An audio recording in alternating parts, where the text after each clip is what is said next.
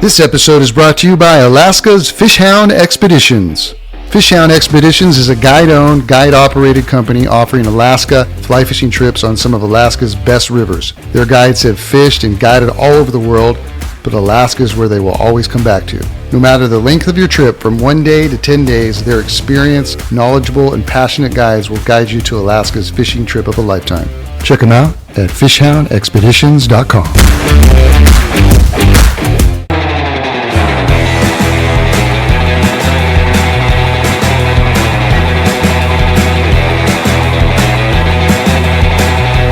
Hey guys, and welcome to the podcast.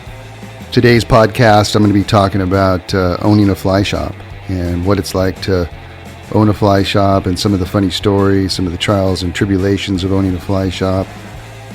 Should somebody start a fly shop? All that kind of stuff. I'm going to answer all those questions throughout the whole podcast.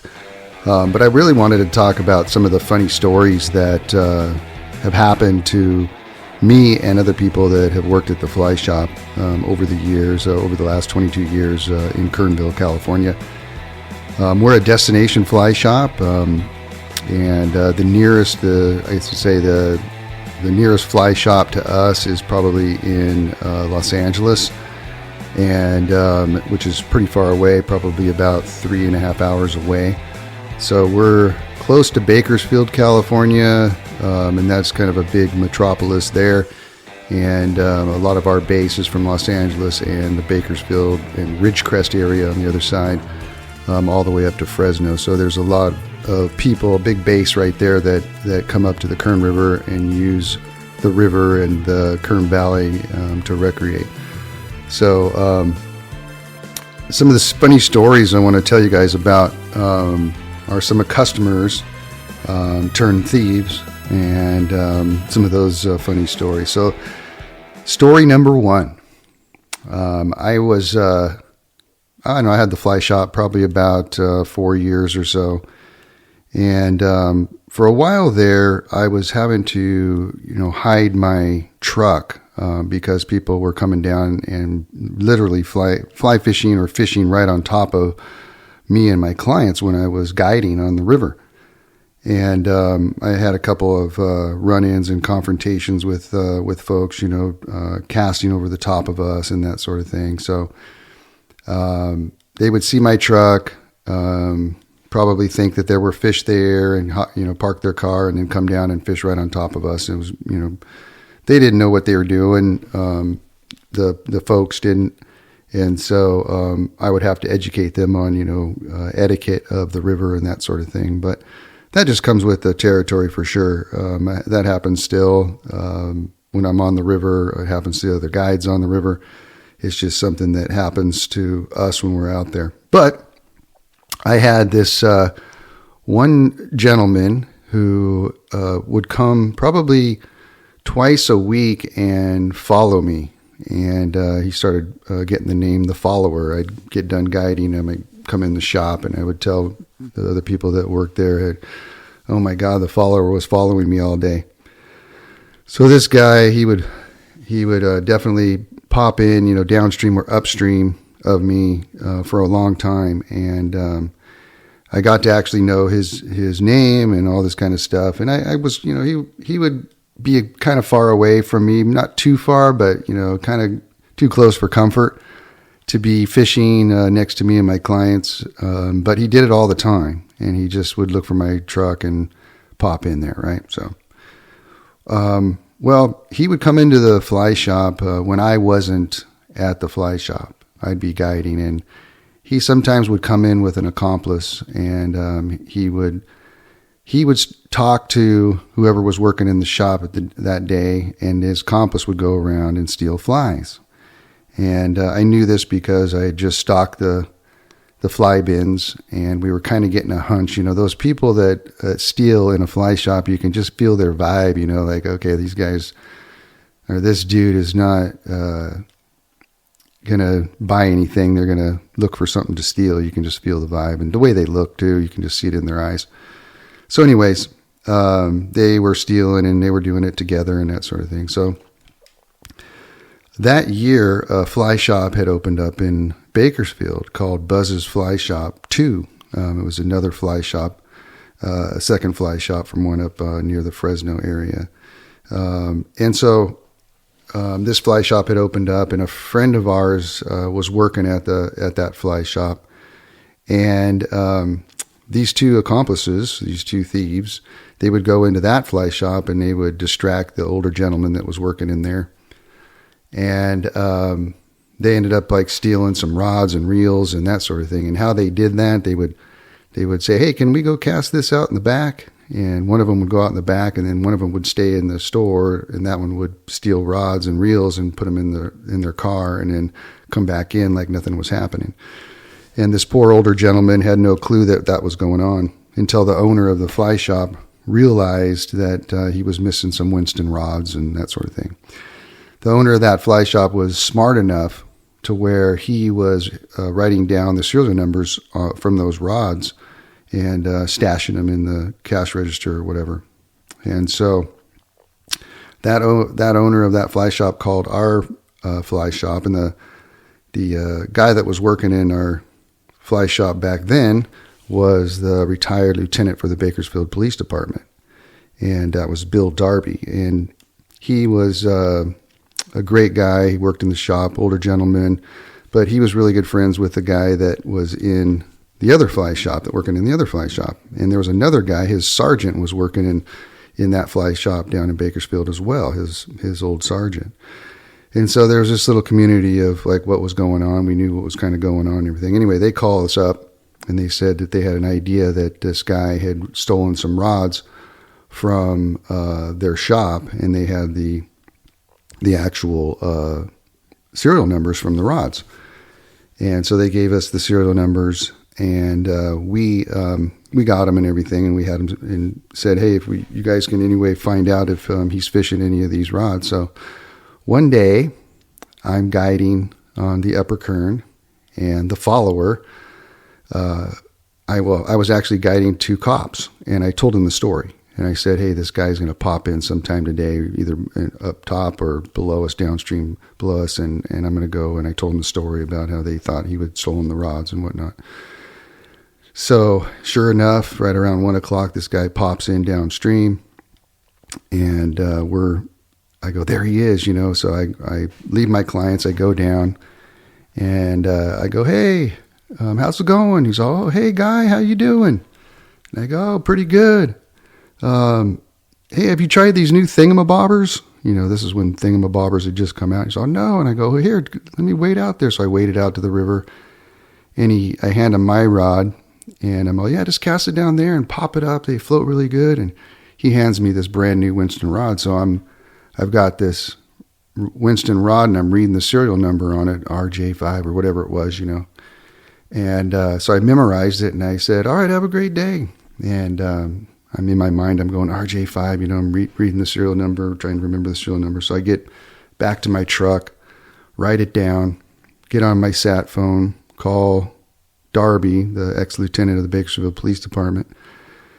He confirms that it's the rod. And so they, have connections with the police department, the detectives. So they get a hold of them. They actually get a search warrant, go to his house, and they find all this equipment that he had stolen from different stores and that sort of thing. So the follower ended up getting a little bit of time, and he's still around. He still tries to come in my shop, and I have to tell him, "Hey, man, you're not allowed in my store." And he gets real confrontational and tries to be all slick about it and everything. And I say, "You're not allowed in my store. You're not allowed on the property." He's all, "Come on, guy. I'm sorry I did that." And I'm like, "Sorry, man. You're just not allowed to come in the shop anymore." So anyway, that's a pretty funny story where those guys all came up, the cops all came up and gave me this little fake badge, said I was a detective. It was pretty funny. Anyway, story number 2. So, over the years, I've met some of my best friends from the fly shop. I've met some really cool people. I've gotten some really cool gigs, just doing other things like commercials and, just doing a lot of different things, playing music with my band for other people that are customers and clients and that sort of thing. So it's been an amazing journey. But I have some pretty funny stories. Just, owning a fly shop is no easy thing. A lot of people think, oh, I'm going to retire and open up a fly shop. Well, owning a fly shop is a lot of work, or just owning a business in general is a lot of work. Just the retail aspect of owning a fly shop, the guiding that you have to have if you're going to own a fly shop, the marketing to get the products out there, but also marketing yourself as a business on social media, Instagram, Facebook, YouTube. All that is part of a job as well. It's a full-time job just doing that. Making sure to order the right stuff for your store. It's been 22 years and I still haven't figured that out. But that's just part of the game of owning a retail store for sure. And then you have customers, and trying to keep those customers happy and your clients happy. You're definitely part of when you're out on the stream as a guide, you're a friend, you're a psychologist, you're a guide, you're all these different things in one. And like I always say, just being a good fisherman as a guide is just part of the deal. Most really good guides have really great personalities and are people. They love people and helping people and that sort of thing. So, but I want to tell you guys this story and how it is owning a fly shop sometimes. So I'm pretty new at my fly shop, probably 3 or 4 years in. And this dude, local guy from Kernville, would come into my store.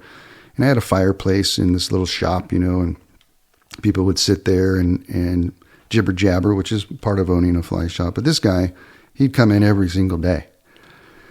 And, like I said, owning a fly shop, you're constantly doing stuff. Trying to put up product, you're trying to put up flies, you're trying to market, you're trying to answer phone calls, you're trying to book trips, you're doing all these things, right? And so when somebody comes in, you have to stop all that and talk to them, which is fine. But every single day, this guy would come in, sit in the chair, and tell me about his trip to Argentina, tell me about his trip there, tell me about all this. And I'd hear every every fishing story he's been.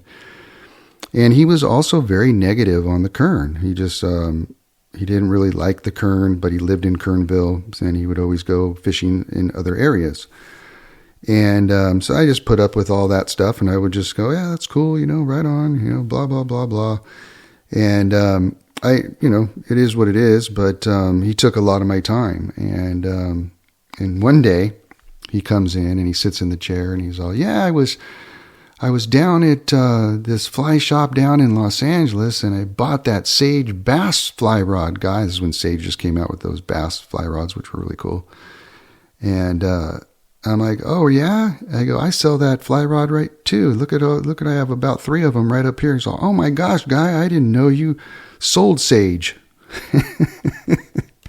So you get my point. This guy come into my store every single day, had no idea what products I had, just wanted to gab, never bought a single thing, and just chewed my ear off every day and went and bought from a different fly shop. Pretty interesting. So that's just one of many of the customer stories that I have. So another one, this is a funny one. So I'm out guiding. This is story number 3.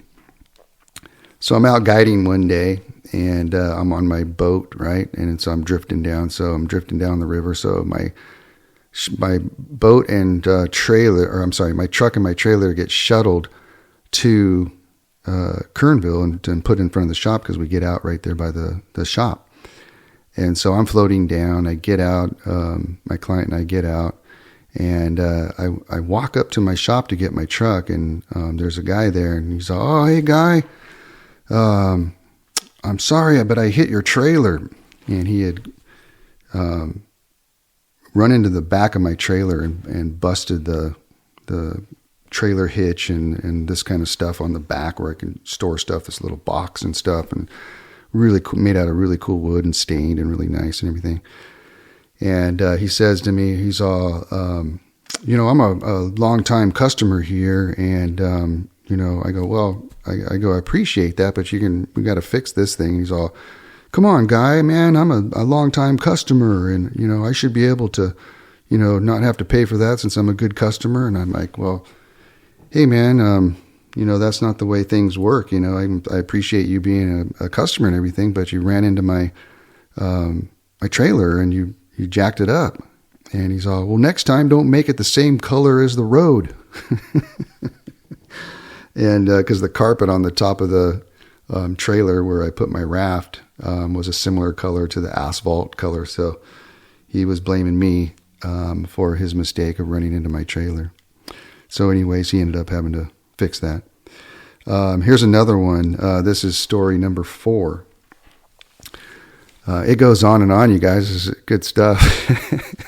So one day I come out of my shop and I'm on the porch, and the bathrooms are actually on the other side of the building. So you have to walk to the right and down a little hallway past the hamburger stand, and then the bathrooms are on the other side of the building. So I go down that hallway. I'm going to go to the bathroom. I walk down the hallway. I go down and I see this motorhome, and it's backed up to my building. And these two guys have a hose out, and they've attached a hose to my building, to my water, and they're filling up their camper with water from my building. And I walk up, and I own the building and everything, and I go, hey man, what are you guys doing? So, we figured that we're such good customers at your fly shop that it'd be all right if we just grab some water from you to fill up our camper. And I said, well, you can't do that. That's stealing water. Well, come on, guy. We've been great customers for so long. We figured that it'd be all right for us to get some water here. And I'm like, no, man, you can't do that. You can't just pull up to anywhere and just get your water wherever you like, without asking. And he's all, come on, man. We're great customers. And he's like arguing with me. And I'm like, sorry, man, you guys can't do that. That's stealing water. And they took the hose off and got in their motorhome and drove off. Oh my gosh, it goes on and on and on. So I've told you about the follower. I've told you about the motorhome. I told you about the guy sitting in the chair. I told you about the guy hitting my trailer. Let me tell you about the theft stories, some more theft stories. So, guys come in, not many girls, but guys come in, and there's this, I don't know how to explain it, but over the years I've gotten this sensation of this vibe of people who are going to steal. And you just know, they come in and you can just feel it. It's like they've got this look on their face. They walk around the shop. They don't buy anything. They just walk around. They look at you, and they look at the flies. They pick them up with their hands. They look at them to the point where they're just, it's almost obvious. And so now, you can tell who they are, and you just go right up to them and go, can I help you guys? That sort of thing. But I had this one guy just staring at me, and like, he just couldn't decide whether or not he was going to steal from me. He was just waiting for me to look away to steal some flies, but I just kept my eye on him, and he just wouldn't steal. It was funny. He just wouldn't do it. Another guy came in. This is a funny one. So this guy comes in and he buys a fly rod, and he buys it early in the morning, right when we first open. And then he goes and fishes it all day. And it's a brand new rod. Comes back, and the handle's just completely all black, from him, I don't know, having dirty hands or whatever. And he says, okay, can I get my money back? I didn't like this rod. But he fished it all day. And so, you're caught in a dilemma, as a fly shop owner. What do you do in that situation? Do you refund him his money, or how does that work out? So I'll let you guys figure that one out. And maybe you can write in the comments and try to analyze what I did on that one. This next one story number 6. This one was really disheartening for me as a fly shop owner, and I got really jaded from it because of it was a kid. And but I'll tell you the story, and it's a bummer story. But anyway, so this kid's coming in to the shop, and he's got a real big interest. He's probably about 10 years old. He's got a really big interest in fly fishing for general, but he wants to learn how to fly fish. So me and 2 other guides that were working at the shop at the time, they took him under his wing, and we taught him how to tie flies. We took him fishing. He would go fishing with us. He didn't have a dad, but his mom worked across the street at the hotel, and we would take him fishing with us, and he'd fish after work with us. And he was just this kid that was just getting really good at fly fishing, and so he had a little buddy, and they would come into the shop and talk and whatnot. And it was really interesting because one of the kids would go walk around, and the other little kid who we took under our wing would sit and talk to us, and this other little kid would walk around the store and everything. And at the time, I just was clueless. I would never think that they would be trying to steal from me. So one day, my clients came in early in the morning, and they're all, gosh, we talked to this little kid that we're staying at this hotel. His mom works at the hotel, and he sold us some flies. And I'm like, oh yeah? I go, yeah, we've been teaching him how to tie. And I go, let me see his flies. And he showed me the flies, and I'm like, he said he tied these flies? And he's all, yeah. And I'm like, I knew he couldn't tie that good. And they were like stimulators, like really nice rubber-legged stimulators. And I knew that he couldn't tie that well. So I knew that he had been stealing. So we just kind of watched it where when they came in, we kind of watched them a little bit closer. And what they would do is they would go around and fill up flies and then put them in their pockets, and then come up and buy 1 or 2. And they would have, a dozen flies in their pocket. So it just broke my heart because I had to tell his mom, hey, your son's been stealing. He's not allowed to be in the shop anymore, and this and that. And I'm not going to call the police because I like the kid, but this is not good. We taught him how to tie flies, and we taught him how to fly fish, and he's actually stealing from me, the person who taught him how to fly fish and stuff. So, and the problem was his mom. I said, she's all, well, he's already gotten in trouble at school, so I don't want to get mad at him for this. And I'm like, okay, there's the problem right there. So, it just goes on and on. I got more and more stories too. And, I had a guy break into my shop, years ago. And in the middle of the night, the alarm went off, and I got a call, and I went down there, and the fly shop was completely destroyed. The person didn't know what they were doing. They took the cash register. Back then it was just a regular cash register, big, heavy, ugly looking thing. And he took the cash register and put it behind the shop, and was trying to open it behind the shop or whatnot. And by the time we got there, he was gone. But they had busted the door down, busted a bunch of the glass displays on, just trying to get the cords out of the wall and stuff. And left, $1,000 rods on the racks. Didn't take any of that stuff, but went for the cash register, which we don't keep any cash in the register at all, ever. And so it was just kind of funny that that had all gone wrong for him. So I'm there late at night. It's like 2 a.m, and I'm trying to fix the door. The cops are there and everything, and they're all, yeah, we have a pretty good idea who this person is. It's the only person who's been doing any breaking and entering in the town. He just got out of jail, and we have like 0 crime in Kernville. Every once in a while we have something stolen from somebody on meth or something from another city or whatever, but hardly any crime at all, right? And so we have an idea, and I'm like, okay. And in fact, his mom lives across the street in the trailer park across the street. And I'm like, oh, no way.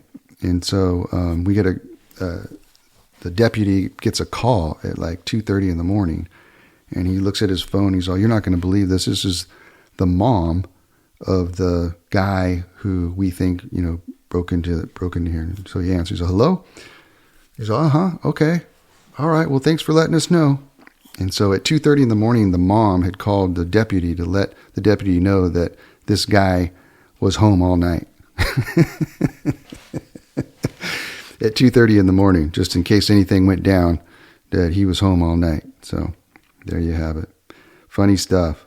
But the cool thing about the fly shop is that I love going to work every day. I love guiding. I love the people that I guide. I love my employees, such great people, quality people, and it's just a great business to have in a great town, a great community.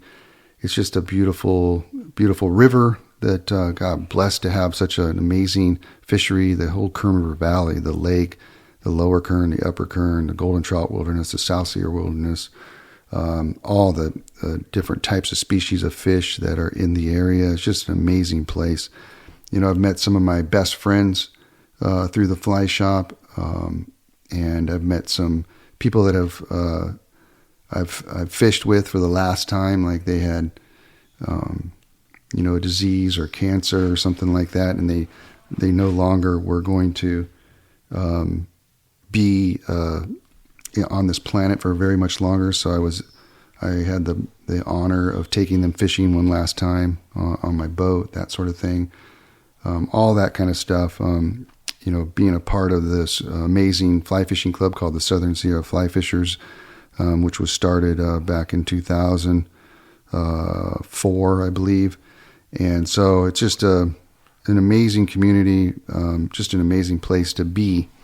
But I wanted to share those funny stories with you guys, the trials and tribulations of owning a fly shop. I'll probably talk more about owning a fly shop in the future, and whether or not to open a fly shop and what it takes to open up a fly shop. Maybe I'll do that in the future. But I want to thank you guys for listening to the podcast.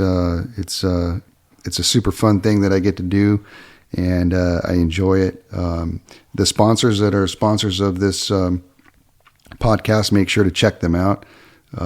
Fishhound Expeditions, what a great company. So there you guys have it. I will talk to you guys next time.